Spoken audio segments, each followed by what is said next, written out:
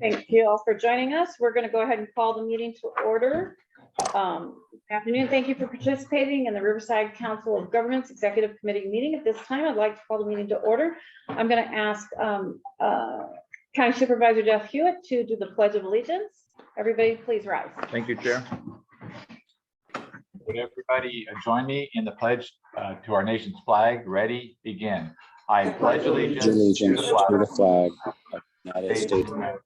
Yep. And to the republic for which it stands, one nation, under God, indivisible, with liberty and justice for all. Thank you so much. I'm going to go ahead and ask for the roll call of the Executive Committee and Supporting Foundation meetings at this time. Janice, will you please conduct the roll call? Certainly. When I call your jurisdiction, if you would please state your name, City of Banning, David Happy.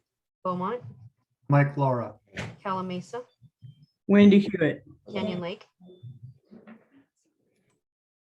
Dale Welty. Dale Welty. Corona, City of Corona. Thank you. Eastville, Christian Dinko. Hemet, Russ Brown. Rupa Valley, Chris Barajas.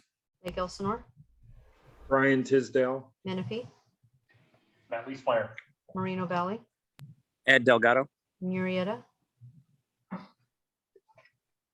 City of Murrieta, Norco, Kevin Bash, yes. Harris, Rita Rogers here. Riverside, Ronaldo Fierro, present.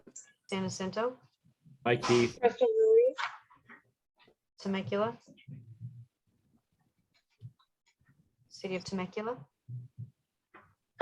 Wildemar, I'm right here. County District 1, Here, Kevin Jeffries. District 2, Karen Spiel here. District 3, Chuck Washington. District 5, Jeff Hewitt here. Eastern Municipal Water District, Bill Pauly. Western Municipal Water District, Brenda Denstead, Riverside County Superintendent of Schools,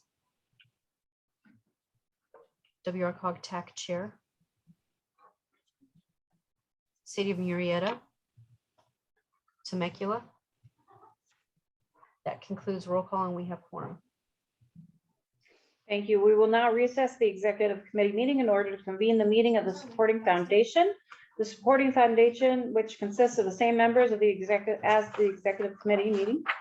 It is a nonprofit organization that supports the efforts of WRCOG's various programs. We're going to call that meeting to order. We've already conducted the roll call. So we're going to move on to public comments. At this time, the public can address Foundation regarding any items not listed on the agenda. Members of the public will have an opportunity to speak on agendized items. At the time the item is called for discussion, no action may be taken on items listed on the agenda unless authorized by law.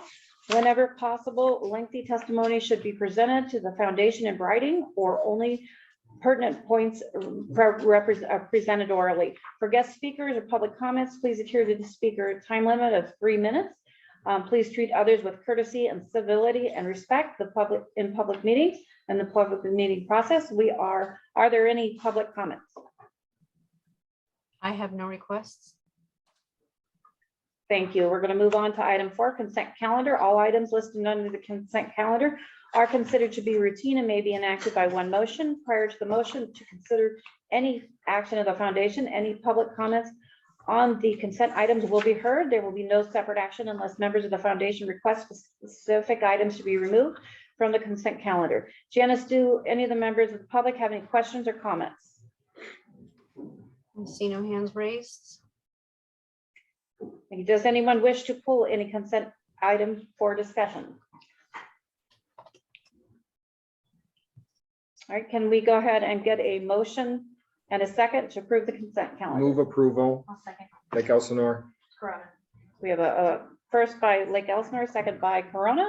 Janice, please conduct a roll call vote. City of Banning, Yes. Beaumont, Yes. Calamasa, Yes. Canyon Lake, Yes. Corona, Yes. Eastville, City of Eastville, Emmett, Eastville, yes. thank you, sir. Emmett, Yes. Rupa Valley, Yes. Lake Elsinore, Yes. Menifee, At least fire. is that a yes, sir? Yes, ma'am. Thank you, sir. Moreno Valley, Yes. Murrieta, Norco, Yes. Paris, Yes. Riverside, Yes. San Jacinto, Yes. Temecula, Wildemar, Yes. County District 1, Matt Leesmeyer. Oh, wait, yes.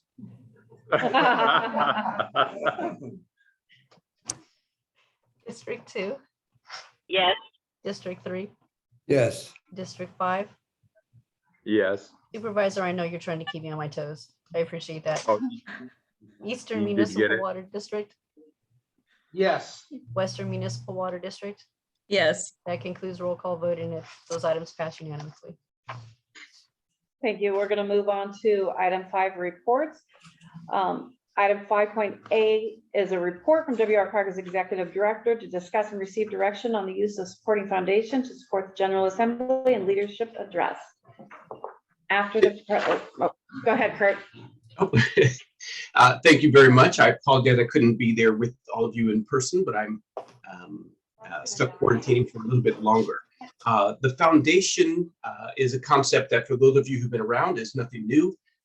For those of you who are new to the executive committee, as I mentioned in the email, part of your role with the executive committee is also serving on the separate board for the WRCOG Foundation, the supporting foundation, which essentially was established for the purpose of providing financial support in various ways to WRCOG.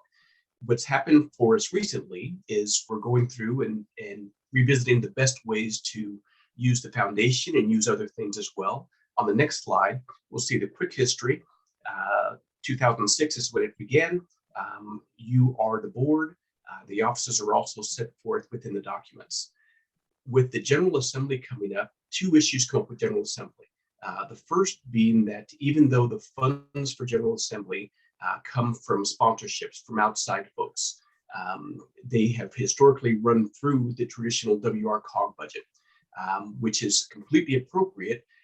But the big challenge is some people have concerns or questions, and because it runs through the same budget, it makes it a little bit more complicated to give the explanation for people to be able to see the flow of funds and understand the transparency that the organization is seeking to promote. The second piece is that some of the sponsors, particularly those who come from the private sector, tend to have a preference of making their sponsorships through a 501c3 organization rather than through WRCOG together. So what we've done is made the shift so that we can better utilize the foundation to be the funding mechanism for the General Assembly and Leadership Address. For the current year, we started sort of halfway, so we're right in the middle of things. So we've made the initial expenditures that were authorized by this committee were made from the WRCOG side. The fundraising has begun and is well underway with those funds coming into the foundation. The foundation will then, subject to your approval, be able to fund those General Assembly activities, and on a go-forward basis, we'll be able to have a clear delineation so that it's very clear to anyone who's looking on what the difference is and where those things go. The way that we've accepted money and distributed money in the past, again, has been completely appropriate, but because we're doing so much more to sort of raise the bar with WRCOG, I felt more comfortable making the request of you to do the same with the foundation, which was essentially to explicitly get authorization to receive and to expend funds. Again, it's not that we're unable to do it without that, but I felt it would be better aligned with where we've gone with WRCOG. The proposal before you essentially aligns the spending authority with that of WRCOG. One exception is that instead of the normal spending limit for money that would go from the foundation to WRCOG, that would be the one exception that would not be subject to the normal spending cap. In most years, that's probably not going to be much of an issue. in the current year, because we began by writing checks from WRCOG prior to the fundraising activities getting started from the foundation, it would be helpful because it would then streamline the process to get things squared away with that. There's additional information within the staff report. Happy to answer any questions you may have. Next slide. But the requested action is to adopt the attached resolution memorializing the ability to spend and receive funds from the foundation. Thank you, Kurt. Janice, do we have any members of the public who have any questions or comments? I have no request and I see no hands raised. Thank you. Do any of the members of the committee have any questions or comments?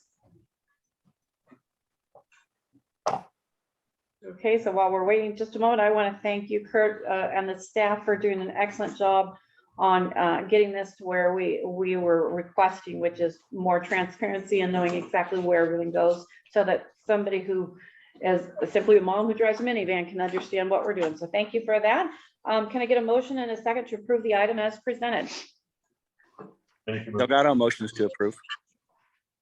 Thank you. We do have a Menifee approving, and Delgado is from where? Moval, What city? Moreno Valley. Oval is the second. Janice, can we have a roll call vote? Banning, Yes. Beaumont, Yes. Calamasa, Yes. Canyon Lake, Yes. Corona, Yes. Eastville. Mr. Dinko? Eastville, yes, sorry. Thank you, sir. Hemet, Yes. Krupa Valley, Yes. Lake Elsinore, Ryan Tisdale. Oh, I'm sorry. Yes. Menifee, Yes, ma'am. Moreno Valley, Yes. Murrieta, Norco, Yes. Harris, Yes. Riverside, Yes. San Jacinto, Yes. Temecula, Wildemar, Yes. County District 1, Yes. District 2, Yes. District 3,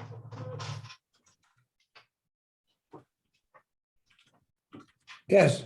thank you, sir. District 5, Yes. Eastern Municipal Water District, Yes. Western Municipal Water District. Yes. That concludes roll call vote for that item, and it passes unanimously. Thank you. Moving on to 5.B is a report from WRCOG's Executive Director to present the WRCOG supporting foundation budgets for adoption by the Board of Directors for fiscal years 2021 and 22-23. Go ahead, Kurt. Andrew's going to help save my voice a bit. Yes, there's been a slight change. Actually, I'm going to be doing this report. So good afternoon, everyone. Andrew Reese, CFO with WRCOG, here to present the WRCOG Supporting Foundation's budget for this current fiscal year and the upcoming fiscal year. So Kurt's already given a pretty good background on the Supporting Foundation, how it's historically been used to seek grants and opportunities that WRCOG would have otherwise not been able to seek out, given its status. Recently, there has not been much activity flowing through the Supporting Foundation. And actually for fiscal year 21-22, there was no anticipated activity and no budget. So that's why we're here today to adopt the budget for fiscal year 21-22. So this year, as Kurt's come on board, and as we talked through in detail with our various committees, and as Kurt just talked through, it was decided to utilize the Supporting Foundation to administer WRCOG's General Assembly now and going forward. As noted earlier, the budgets being brought forward today are for this current fiscal year as it approaches its close, but also for the upcoming fiscal year. Now, the budget for this current year and next year's budget are identical. And really the big moving piece there as we look at next year's budget is the speaker fees. So Mr. Wozniak is a bit of an anomaly next to President Bush. He's one of our more expensive speakers. So most of the other costs usually stay around the same as we usually come in with a general assumption of a certain number of guests. So the plan here is to bring a budget forward now for this year and then also for next year. And as we start to pin down some of these costs for next year, we'll come forward and amend that budget for next year. So next slide, please. So the budget we're bringing forward today has anticipated revenues of $339,000 against anticipated expenditures of $321,000.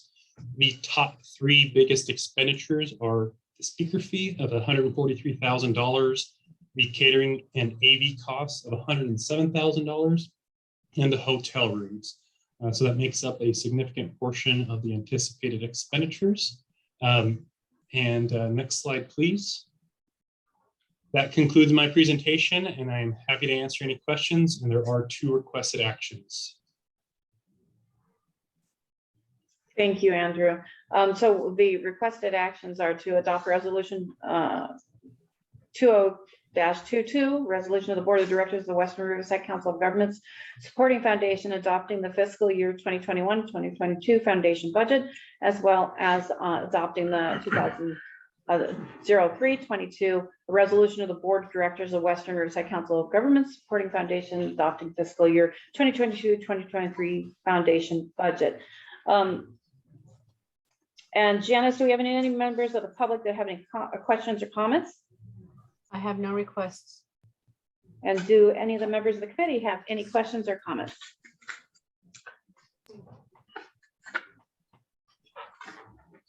Again, I will tell you that this is a lot of hard work that we've asked you to do, but we do appreciate the fact that you have broken it out so that it's easier to understand and the public is able to understand it as well. So thank you so much. I'm looking for a motion for both items and a second. Move to approve. Motion to approve, Paris. Thank you. So we do have a motion to approve by County Supervisor Hewitt and a second by Paris. Janice, can we have a roll call vote? City of Banning, Yes. Beaumont, Yes. Calamasa, Yes. Canyon Lake, Yes. Corona, Yes. Eastvale, Eastvale, yes. Hemet, Yes. Carupa Valley, Yes. Lake Elsinore, Yes. Menifee, Yes. Moreno Valley, Yes. Murrieta, Norco, Yes. Harris, Yes. Riverside, Yes. San Jacinto, Yes. Temecula, Yes.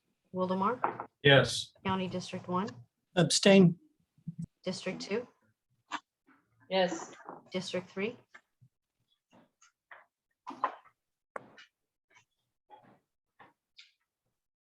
District 5, Yes. Eastern Municipal Water District, Yes. Western Municipal Water District. Yes. That concludes the roll call vote for that item and it passes. Okay, so we're going to go ahead and adjourn the meeting. And we will now reconvene the executive committee meeting. And our illustrious leader is here, so she's going to take over. Okay, has anybody joined us since we took roll last to make sure that Janice has you? City of Temecula joined, Madam Chair, but I've noted that. Okay, thank you. You're welcome. We are at public comment at this time. Anybody wishing to address this committee regarding any issues or matters that are not separately listed on this agenda? I see no hands. Janice, do you? No, Madam Chair, I do not. Okay. Move on to item 5, our consent calendar. All items on the consent calendar can be considered in one routine motion. Do we have anybody wishing to pull or address any specific items on the consent calendar? 5C. Okay, we will move 5C. I'm sorry, who pulled 5C? Mr. Leesmeyer from Thank you. City of Menifee. Thank you. Any other item? Okay, with that, do we have a motion? Move the balance. Second. That's District 5. Thank you. Second.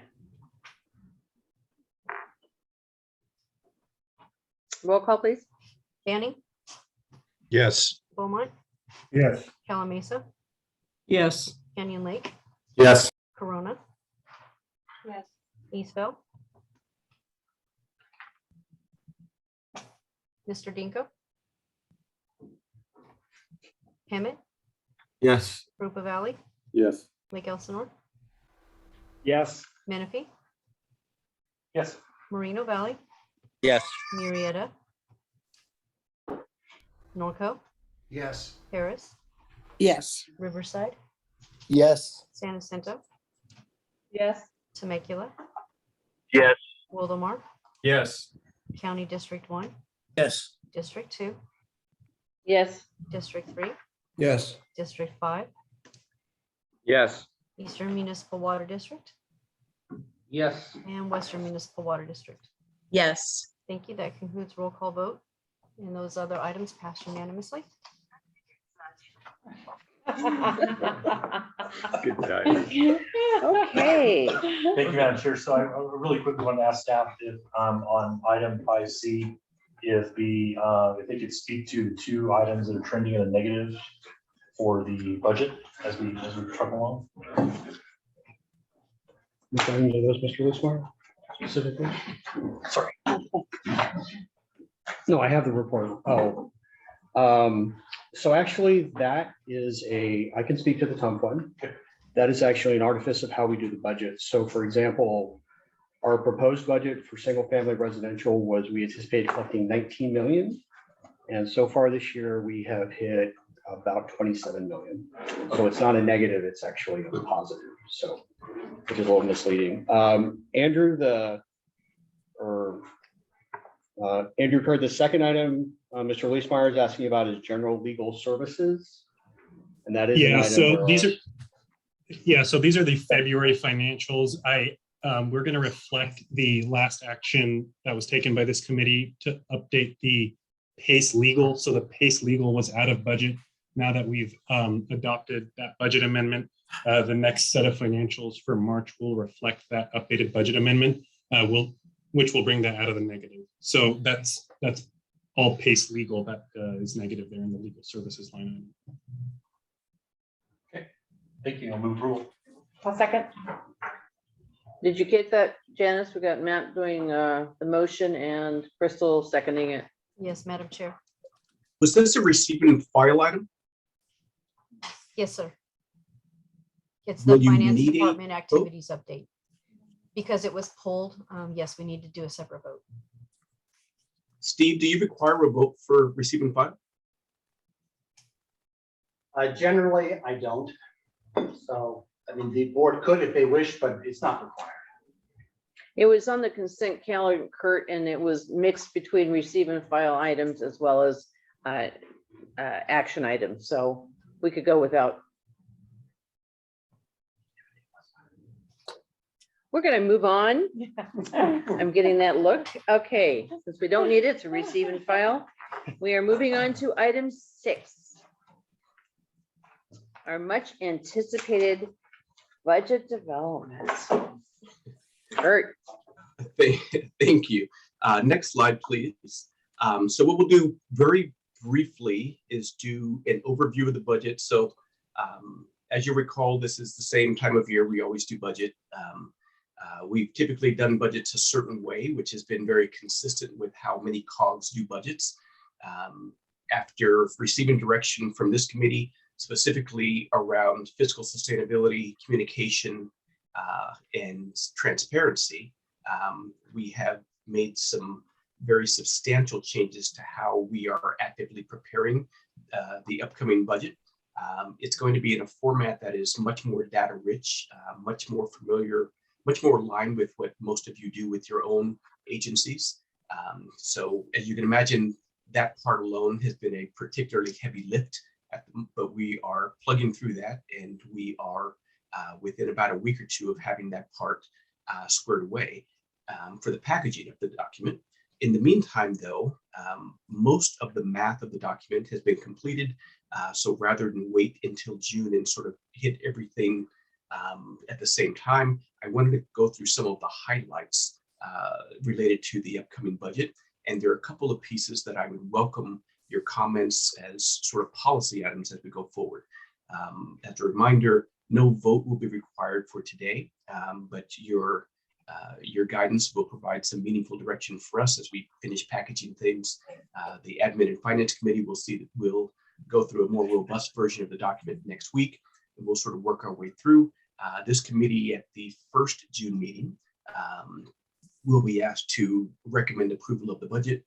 As you're aware, in accordance with our JPA and bylaws, It's actually the General Assembly who approves the budget. So that's you and all of your colleagues, which will happen at our June 23rd event at Pachanga. So one of the two items that the full General Assembly will be asked to vote on at that point. Next slide, please. The total budget for the upcoming fiscal year has revenues of 75 million, expenditures of 45, and a general fund reserve of about 5 million. The gap between revenues and expenditures is primarily due to TUMP because those funds are anticipated to be collected, excuse me, collected in the upcoming fiscal year. The nature of TUMP is that money is accumulated for very large projects. It is not anticipated that every dollar collected from TUMP in the upcoming year would be expended, which accounts for the majority of that delta. We are closing 4 programs. First is the Smart Climate Grant, which was a Caltrans grant ending this year. The REP program, originally with Edison and now just with the gas company, that's also closing this year. The General Assembly and Leadership Address from the previous item, because that is moving over to the foundation budget. That will no longer need to appear here. And the Household Hazardous Waste Program, funded by Cal Recycle, is also ending this year. The new revenue source would be Measure A from Beaumont. Many of you will recall we have an existing settlement agreement with the city of Beaumont. One component of that forwards approximately $9.4 million of Measure A money that would otherwise have been allocated to Beaumont, which would go to WRCOG, to the TUMP program. There are 2 new positions that are proposed. One is a Clean Cities Program Manager, and one is a Senior Analyst for the IREN program, and we'll cover those in a moment. Next slide, please. Member dues, we anticipate no change. They still consist of approximately $300 in revenues for us. Solid waste, also static in revenues. The rate maintains at 17 cents per occupied dwelling unit. That has not been revisited in more than a decade. It probably would have been worth revisiting this year, but for timing's sake, that wasn't an option. The Love Your Neighborhood program, revenues are increasing from $35,000 to $50,000. Source of funds for that is the Riverside County Flood Control District. Next slide. The Streetlight program will have a slight decline in revenues from 146 to 135,000, with the city of Temecula opting to conduct its own maintenance and operation. Used motor oil program funded through gas tax via Cal Recycle, increasing from 160,000 to 198,000. The IREN program that you're all quite familiar with, which is our newest program, has a 6-year allocation from the PUC, funded exclusively by the PUC with the public goods charge, excuse me. Our partners are CBAG and SBCOG. SoCal Gas is our fiscal agent. The annual piece is roughly $10 million. Again, that's fully funded, separate from our other revenue sources. Next slide. Commercial PACE program, which is separate from the residential program, much smaller, considerably fewer programs. We've got 3 different vendors we work with: Greenworks, Clean Fund, and Twain. The challenge for this program is anticipating what deals will be closed in the coming year. The good news is if we have less deals closed, then we also have less expenses to accompany those. And if we have more, it puts us in a good spot as well. Our estimate is for $168,000 of expenses against $200,000 in revenues. The HERO program, the residential side, which you are intimately familiar with at this point, has continued revenues from the prepayment fee, the admin fee, and a small bit from the delinquencies. So even though we are no longer writing new assessments, we do have that additional revenue that comes forward. Revenues anticipated to be 2.7 million, legal costs of 900,000, settlements of 200,000, and a new item that I'm requesting approval for this year is a reserve fund. It's a new concept for us to have a reserve fund specifically for the HERO program. But as you know, the program is winding down, At the moment, we have some revenues that will continue to dwindle. Those revenues are essentially used for us to continue all the operations of the program, but it's also our only funding source to deal with the outstanding litigation issues. In a perfect world, those things would time out at the same time and everything works its way just fine. There is the scenario where we could end up having the revenues taper off before we have finished addressing some of those other issues. So I'm recommending a reserve fund to give us a bit of a buffer so that in the event things don't happen the way we would like them to happen, we've got some more, a bit more of a cushion when we get to that point. Next slide, please. TUMP, you've just gotten the numbers from Mr. Gray. TUMP is doing quite well. We do anticipate an increase again for next year. The 4% admin fee continues to be the same rate for us going into the next year. The California Resiliency Challenge is the program funded by the Bay Area Council that delivers the Energy Resilience Plan. $200,000 grant. Entering the fiscal year, we'll probably have about $132,000 left, and it will need to be expended by the end of the calendar year, which it's on pace to do. Next slide, please. The grant writing program, that's another one of those programs that was funded initially primarily through HERO revenues. So essentially there is a big lump sum that came into the program. That fund has been depleted, well, first quickly and now slowly, year by year, to continue that grant fund, the grant writing program. As you know, we do a number of transportation related grants. The writing, facilitating the work for the member agencies. At the moment, our annual cost is approximately $20,000 plus some LTF because of the transportation component. The fund balance is currently $38,000. This means that for the upcoming year, yes, status quo will work, but the end is coming. We're going to have to, in order, if the program is going to continue, it's going to either need a new funding source or need some way to sort of slow the drain for that piece. So that's an issue that can be taken up this year, but it can also be taken up next year. Local Transportation Fund, we are expecting an increase, $866,000 what we had this year. For next year, we're anticipating $1 million. We have the revenue sharing agreement with RCTC. We have a substantial fund balance of $2.6 million. The Clean Cities program, revenues increasing from $253,000 to $270,000. The sources are Department of Energy, $90,000, West Virginia University at $54,000, and dues from those members at $126,000.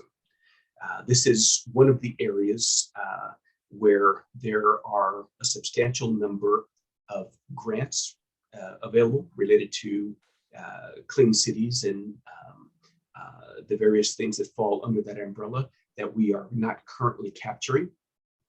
The proposed position would do two things. One, would aid in the management of this program because it would give us some dedicated management for the program, where right now we rely quite heavily on outside consultants. We would essentially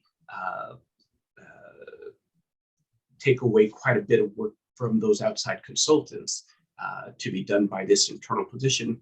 But this other position would also be able to focus heavily on grants, essentially figuring out a way to get more money to the member agencies, bringing more clean cities dollars into the region. Again, there's a transportation component to that. There's also an LTF component that would pay for that new position as well.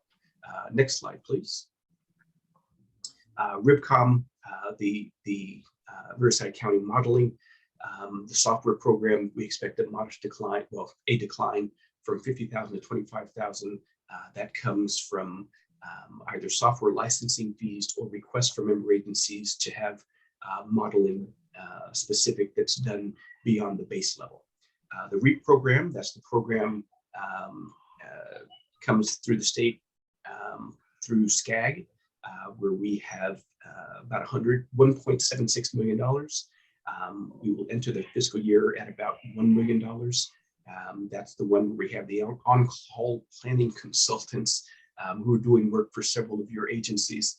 We anticipate 6 cities to seek those services, which is how we anticipate spending the remaining $1 million, which needs to be spent by the end of the upcoming fiscal year. Next slide, please.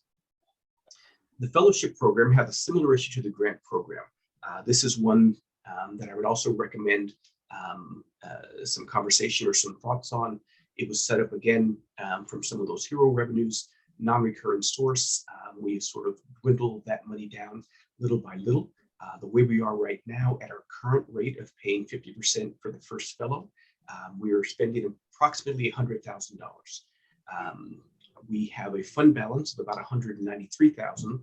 So similar to the grant program, we can get through the upcoming fiscal year, and we could get through one more at the current rate. At that point, we would have to either end the program, find a new funding source for the program, or find some other home for the program in some way. In this budget, I'm proposing that we reduce the 50% paid by WRCOG to 25% in order to prolong the life of the existing funds.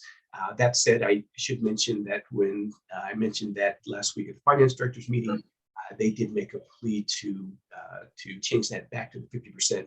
They saw the value of the program and were concerned with the drop.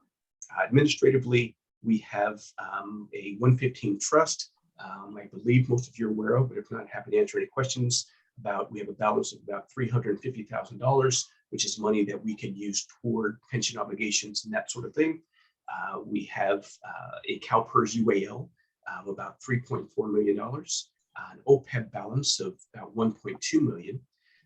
And the other notable piece for admin is that we would normally go through the budget process with a COLA baked in for staff.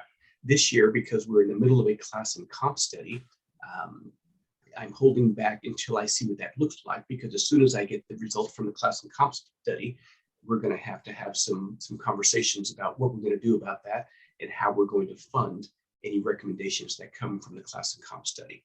Next slide, please. So the pieces I would recommend that you sort of weigh in, or that I'm looking for direction on. One is the Hero Reserve program that I spoke of. I think I've already addressed what it is, but I'm seeking to specifically add that with your permission. The second is a CalPERS prepayment. So some of you have some large obligations with CalPERS. You've done pension obligation bonds, for example. Essentially, the idea is the money that you owe to CalPERS is at this high rate, but as a public agency, you can go out to the market and borrow money at a lower rate so that you can capture the delta between those two. I don't recommend that in our case, but what I do recommend is something I've done before, which is instead of paying CalPERS every month and just sort of going along with payroll and accruing that interest, it is, because we do have the ability to do it, prepaying CalPERS on an annual basis. So we would write the full year's check for that upfront. It's a very modest savings for us of $10,000, but considering that I'm asking you to look at things like the fellowship program and the grant program, in their world, $10,000 would be a very big number. So again, the fellowship program, asking you to consider whether or not it's appropriate to make a reduction in the CalPERS, in the WRCOG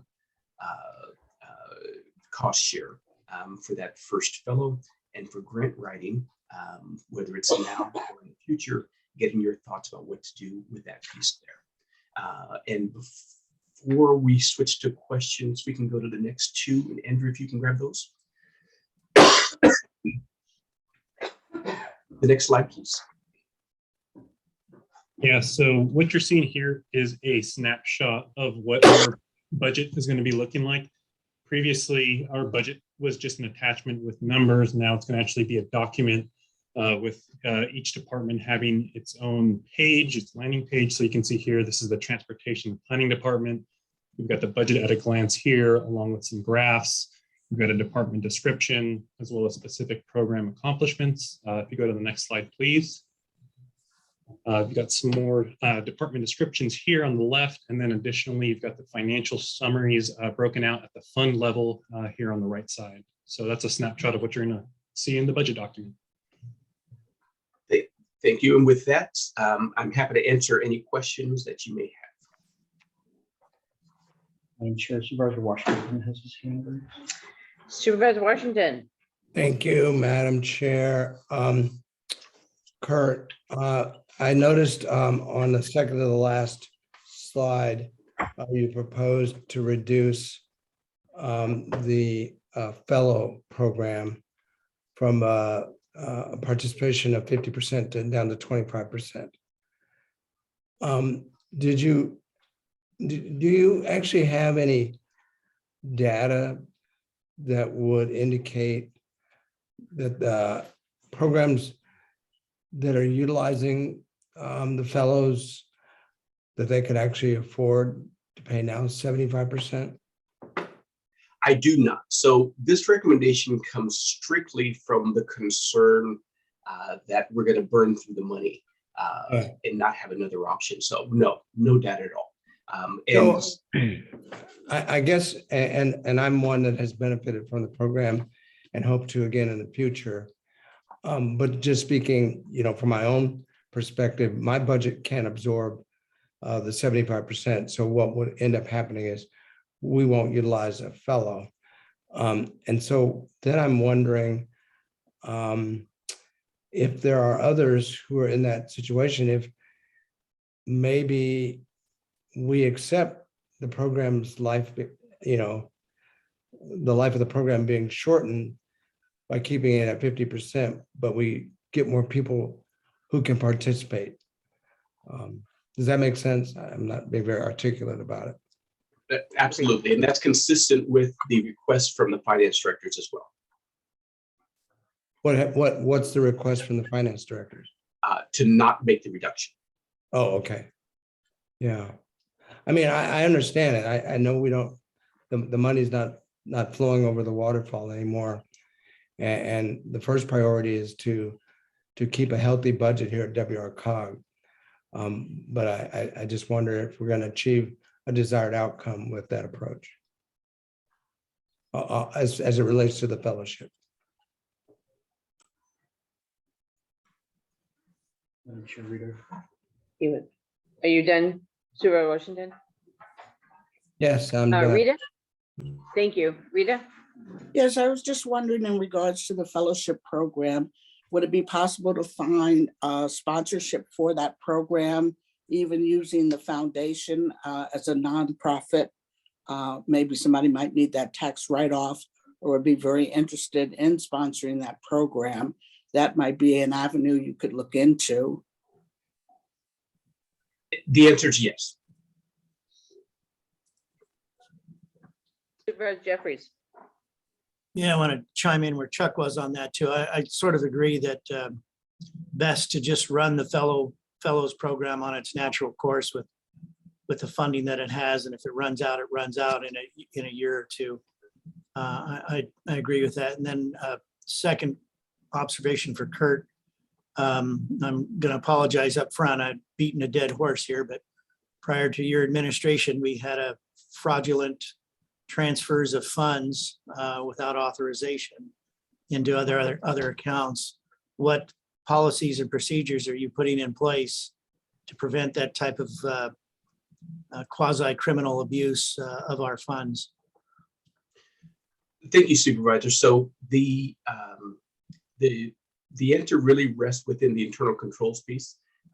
We have a report that is just being finalized now that they're waiting on me to finalize actually, where we had someone come in to take a look at our internal controls and figure out those weaknesses, exactly the things that you're speaking of.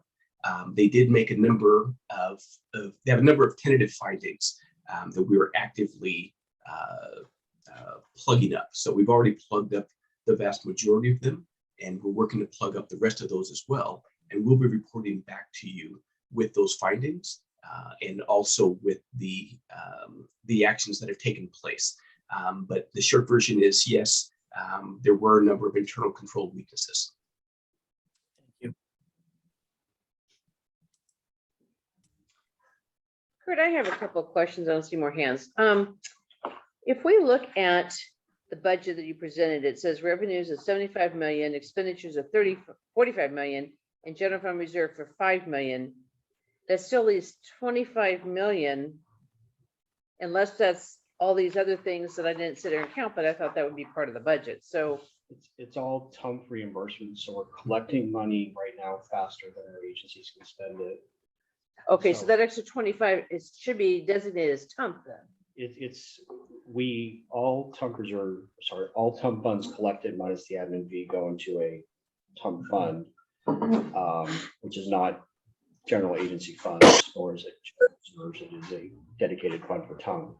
And right now we are collecting money much faster than our Okay, and that's why my question is, because the way it's spelled out on the budget overview possibly would have been as TUMP reserve 25, so that there's not anybody else thinking, oh, wow, we have another 25 million. So that jumped out at me when you were talking about cutting the fellows, and I agree. Our office hopefully can have another shot at it, since we got hit hard, as we've explained before. And 25% doesn't do us a whole lot of good. So if you're trying to help out getting a young folk a position working in county or government period, it's very hard for a municipality to pay 75% of it and WRCOG. And I agree with Supervisor Jeffries, is just I do 2 years and not drag it out 4, because you're not going to get the best that we could get. Fair enough. Meantime, we have time to look into other avenues, like it was said, or the foundation, and if we bring in more than 339, whatever it was, $1,000 for the General Assembly, then we can have more money for the TUMP program. Wow, a novel thought. Fellowship program. Yes. Thank you. I have just a comment. So Kurt, and maybe I missed it. So you showed where we were running out of money, but then also there were some gains in a couple places. Do you have a side-by-side on that? So, I mean, is there any money left anywhere? I don't know that I saw that. Yeah, so the actual budget document will have all the charts and sort of give you all those things. This part, today's presentation doesn't. So today was intended just to be sort of a high-level piece. But next week at Admin and Finance, in fact, we'll be able to go much deeper for each one of those things. Now, the programs that I went through, those programs are generally, they're really enterprise funds. So we'll have some clear restrictions. So we'll have some enterprise funds that are doing quite well. At the moment, actually, everything's healthy, with the exception of grants and fellowship, but that's because there's no revenue sources coming for those. All the others are healthy, but they're separate funds. So with the exception of things that are coming to the general fund, we wouldn't have the ability to offset, but we'll be able to look closer at that next week. And so my other point, I was on Supervisor Washington's staff when the fellowship started, and we hired a great fellow, and our city hired a great fellow, and we just seemed to go on and on with it. It was a great opportunity. And the idea was we were going to have this brain drain down the road.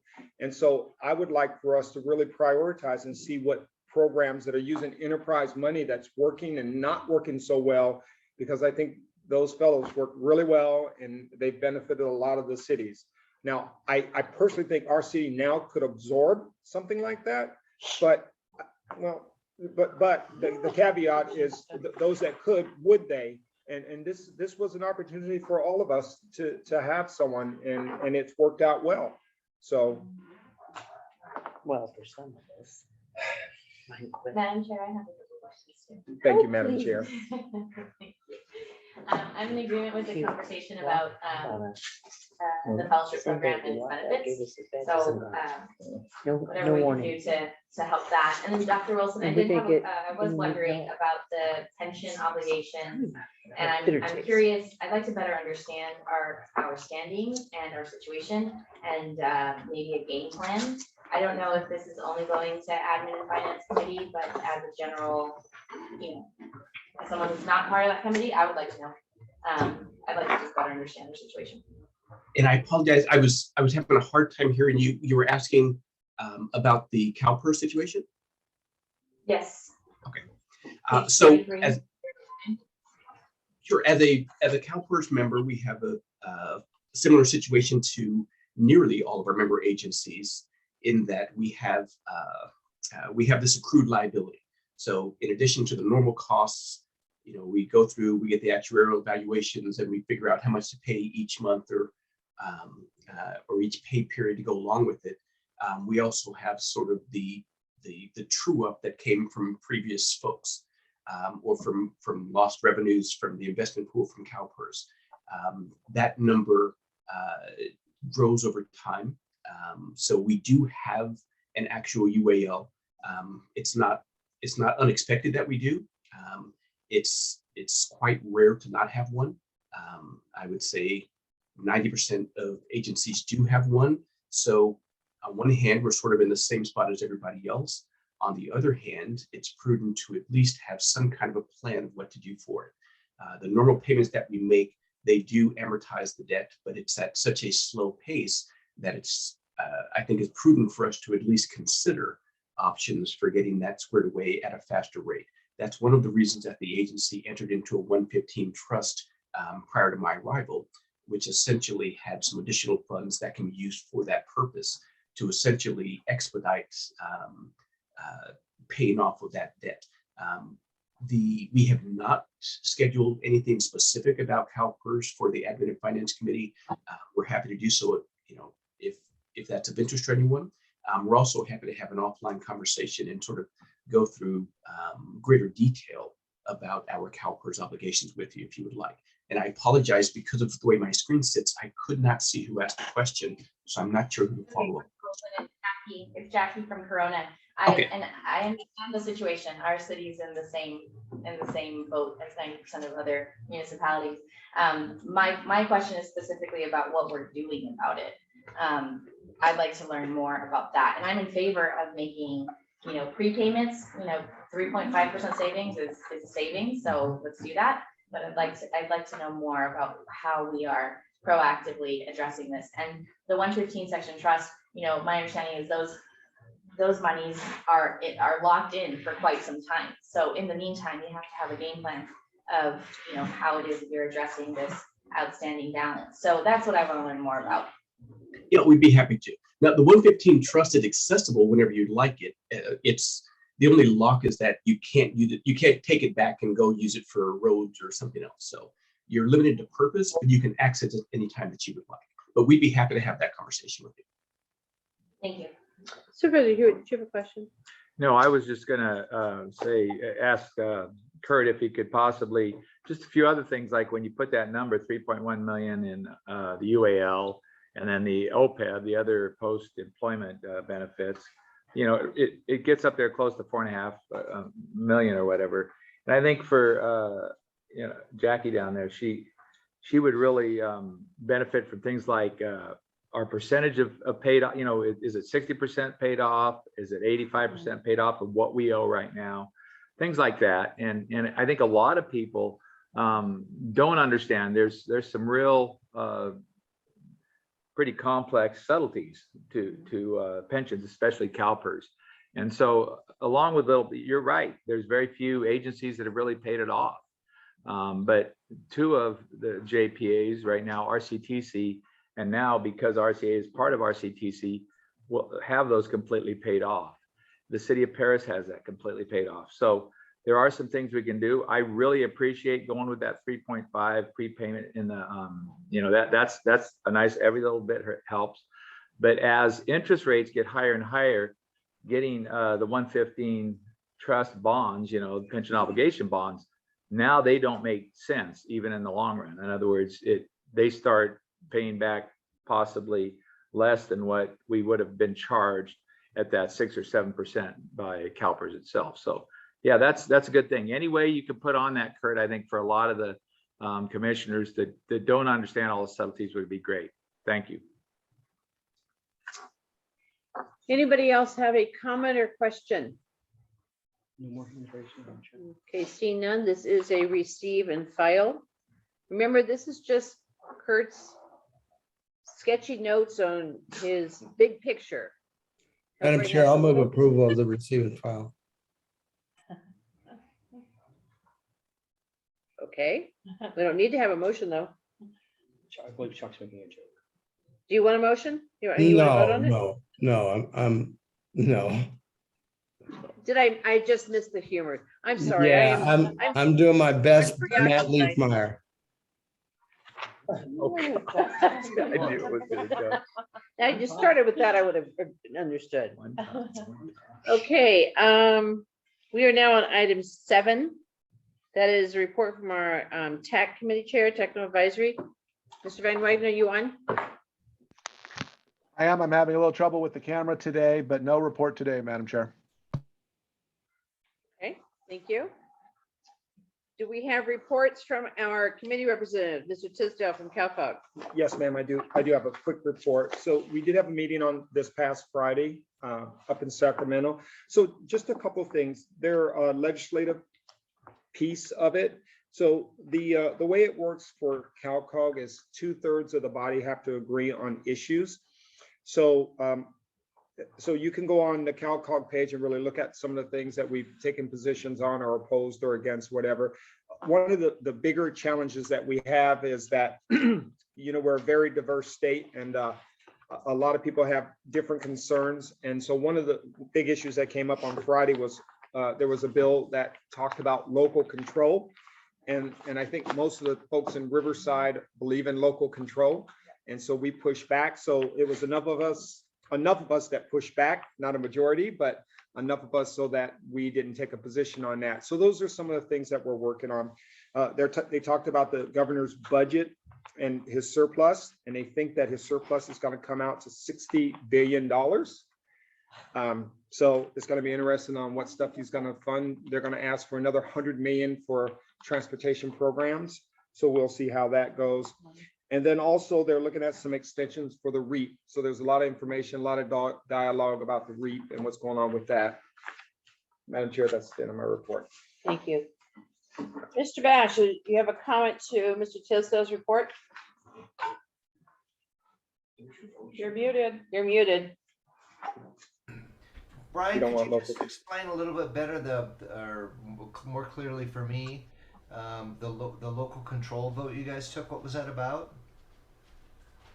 I don't remember exactly which bill we were arguing on, but when I say local control, so again, Kevin, you know that throughout the state, a lot of folks think a little different than we think down in Southern California. And so again, the issue was on a bill. I think it had something to do with bicycles and some other things, but the whole point was that the state was literally taking control, as you know, the state has a tendency to do. Right. So that was really the issue. But a lot of our folks on this committee, because again, we're all over the state, and a lot of our northerners, and this person happened to be a southerner, and I won't call out the jurisdiction that he represents. Oh, please.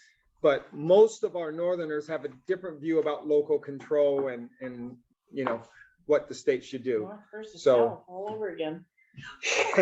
Anyway, so again, if you would like to Minus know LA. more, I can go back through my notes, which I don't have here with me, and tell you what bill we were arguing about. But I think it had something to do with bicycles and bike lanes and Right. other transportation I was things. just- But it was on, the whole focus was on the local control. I was just curious about the vote. Thank you very much. Okay, any other comments or questions? Okay, we're gonna move on to Crystal on Sandag. No report. No report. Is Ted Hoffman on the call? I'm here. Oh, good. As far as OWA, the round 2, Proposition 1 funding applications are closed. They were done at the end of April. So they'll be reviewing those to see which one's qualified. As far as SOPWA, the Pareto maintenance access structure modifications began earlier this year, and they're going to continue on. So you'll see this in the Corona area, especially in between as they start preparing for the Army Corps of Engineers to raise the dam 20 feet. They're going to be securing a lot of that. So if you see work down there, that's where it is. And I noticed on item 10, and I don't want to steal his thunder, but Dr. Wilson, he's got his letters from Metropolitan and that concerning the water and the water availability. So I'll let him explain that better than I probably can. So thank you. That concludes my report. Just to go along with Mr. Hoffman's comments, just to bring up something that we've been working on for a couple of decades now. We, meaning those of us around the Prado Dam. I am so tired. Just talked to Ronnie Kameyer, confirmed. Those of you who don't know, we've been trying to repaint the dam. It's so poorly graffitied. I've been working with Congressman Calvert for, as I said, I was new on Corona City Council, and that was back in '02. So it tells you how long we've been working on this. And he has secured the money. The biggest hangup on moving forward is we have to take off the paint because it's lead paint. And so it's going to look like, or the goal is to get it done before you raise the dam. So I know it's one of those things, which comes first, but government moves so slowly. And if we wait for the dam to be raised, it'd be another decade. So trying to get it painted now, and then we'll paint it with the proper paint and can repaint it after the dam is raised if necessary. Otherwise, we're going to put it down low enough that it can sit there. So anyway, I'm excited about it. It's been something we've been working on for so long, and fighting with the Army Corps just has been, yeah. A damn Madam Chairman, I forgot one of the things on my report. On the Southwa, they hired a communications specialist to improve all their committee and their communications coming out of them. So Jessica McDermott is now new at Southwa, and so that's going to help us out and getting the word out to everybody. So she just came on board, so that's good for us. Oh, thank you. Any other comments for Ted? Okay, Mr. Benoit. Nothing major to report. SCAQMD. Nothing major to report. Anybody have a SCAG report? Any of the policy committee members? SCAG General Assembly this week. Yep, General Assembly for SCAG. If you haven't, you need to be calling SCAG quickly. There's no cost if you're an elected official, so make sure that you follow up. The General Assembly starts Thursday and Friday. And Clint will be losing his seat. He's done. I shouldn't say losing his seat. He's completed his term, which has been really exciting. And those that you don't know is if goes as planned, our new chair will also be from Riverside County. So we had 2 years back to back, which is exciting. Yay. Jan Harnick out of the desert. Oh, wow, nice. We like Jan. Mhm. So, okay, we are now on my report. 2 things. One is to remind everybody, if you are interested in nominating someone or yourself to serve on the executive committee, Kurt sent out an email and it listed the current chair, vice chair, and second chair. And there's process would be is I'd be a has-been, and then the vice chair steps up, the second chair. But somebody who wants to step in can, there's nothing in the bylaws that doesn't allow for that, as well as there will be an opening for a second chair. So if you're interested, May 10th, we need to have your interest. You can respond to that email or just send an email to Kurt and let us know who's interested in that position. The second thing is, the last meeting we talked about the ad hoc committee for General Assembly. For whatever reason, it didn't get in the minutes and we can't put together the list of who was interested. So I'd really like to, this time, I'm going to start again and we're going to all take it down so that we can put our notes together. We have Jackie Casillas. We have Jeff Hewitt. What? Huh? Yes. You're fundraising. My name is Matt Leesmeyer. Oh. No, no. Is there anybody else? Raise your hand. Can I ask what it is you need help There with? is a list of stuff. Kurt, do you want to share what you were going to have added to the list? A lot of it's just the structure, getting the agenda, getting the basics in order, the fundraising, if there's any sponsorships. How does it typically run in the past? I mean, are we behind the curve now, or No, we're not. Kurt, are you still on or not? I am, yep. So we have the process this year. We're doing a little different in that we are spreading spreading the wealth a little bit more. So internally, we have a number of committees that focus on each different task. So we have staff members who are leading various efforts. So sponsorship, for example, we've got Casey leading that piece, and we kind of go forward. So when we get to a lot of the decisions about the event, that's where the difficulty comes. We've heard the direction quite clearly to make sure that it's something that's driven by electeds. So we keep bugging poor Karen or the leadership to pick their brain on various items. They've expressed an interest in making sure that as many people as possible have the opportunity to weigh in and be part of that process. So it could be anything from, at the moment, Janice is working on ordering some things that we'll need for that. It could be something as simple but as important as that, where we need some buy-in of, are you okay with this or with the other thing? Figuring out who's going to do what, some of the logistics that go along with it. There are a number of those items. We're happy to tee them up, but we welcome the input from as many people as we can.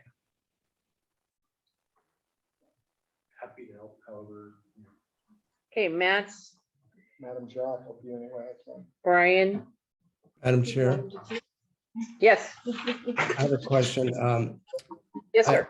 I just wanted to revisit the issue of officer rotation, because as you know, we supervisors have the great honor and privilege of serving on a number of different boards and commissions. Unlike when I was a city councilman, I got WRCOG and that was it. I can't remember how we do the rotation at WRCOG between county and cities. Hold on. So Kate, the next officer, pulling it up. the next officer will be Crystal, is that correct? Yes, or I'm sorry, technically speaking, the bylaws in our interpretation do not say the vice chair becomes the chair. However, I said that was practice. that has been our practice. So I technically don't- speaking, nominate. I don't He's need, talking about, I don't need all of that. I'm just, Crystal's next, unless we don't vote for her. I'm just trying to figure out Chris Barajas would be move up if, after Crystal. yes, Okay, yes. that's what I was, and then I guess we would come back to a county supervisor after that, or there's nothing Is it locked in. Sarah? I'm looking, I think we've changed the bylaw. I think it, Sure, I thought we did it every 3 or 4 years. Yeah. It was, I thought. I think that's we how it was. changed that, yeah. I was just trying to get clarity on it. I'm in full support of having more cities do it. Because I think a lot of cities would never get the chance if we were alternating city, county. I was just trying to get clarification on how many cities before it's county again. It doesn't appear, I'm looking at the November 1 version of the bylaws. And I believe the language you're referring to, Supervisor Washington, has been removed, because all it says is General Assembly shall elect a chair, vice chair, and second vice chair from the executive committee. Election of the chair, vice chair, second vice chair shall be concluded by July 1, but we can double check that. But I thought it was under, when it said how the makeup of the body was, I Right. thought it was in that. It I thought that's where it was. Right. I'll double Okay, check. can we, would it satisfy you, Supervisor Washington, if we have them continue to look and we will email everybody out so that they will know the specifics on the makeup as well as whether the supervisor rotation? Yeah, and I would suggest that if we don't have something in print, we should adopt something so that there's no confusion or scrambling around or hurt feelings. I think I was probably the last county supervisor chair before you. And I think that ended in 2019. So that would have been 3 years ago, meaning 2 cities in between us. That's fine with me. Or if the body wants 3 cities instead of 2 cities in between every county supervisor, I'm just suggesting that we put it in print. So there's specific language that says 2 members of the Admin and Finance Committee must be county supervisors. but I cannot find anything. There was language in an older version of the bylaws that referred to that rotation. I can't find that in the current version, but we will, as Look it up. Supervisor Spiegel says, we will double check. I'll have Kurt look at it because he seems to be really good at finding stuff. We'll have Steve to triple check, and we will let you know later this week. Yeah, And no rush. the nation Saturday and- Okay. So there is a rush because May 10th is the cutoff if anybody's interested.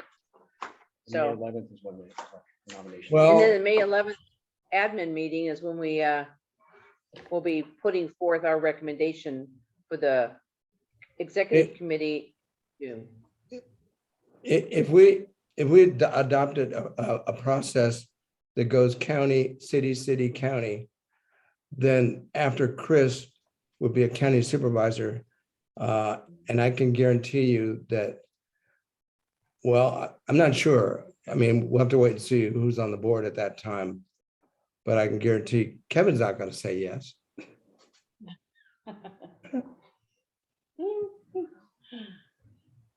No. You're not hearing a response. No response in here.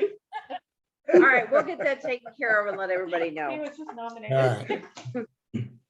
All right, so right now on the ad hoc committee for general assembly, I have Jackie Casillas, Jeff Hewitt, Matt Leesmeyer, and Brian Tisdale. Was there anybody else interested? And I kind of been pulling, Crystal Who? Ruiz not volunteered. right, well, last month. Crystal and the exec leadership we're doing because Kevin's kind of partially on that too. Okay. We are now on item 10, Mr. Wilson, Dr. Wilson. Thank you. Just briefly, a reminder for the tapings. We still thank you for those of you who were filming today. We still have room on the 11th and the 20th as well. On the water issue, I appreciate the opportunity, Mr. Hoffman, but I would have to defer to our water experts, and perhaps at a future meeting, we can discuss that a little further.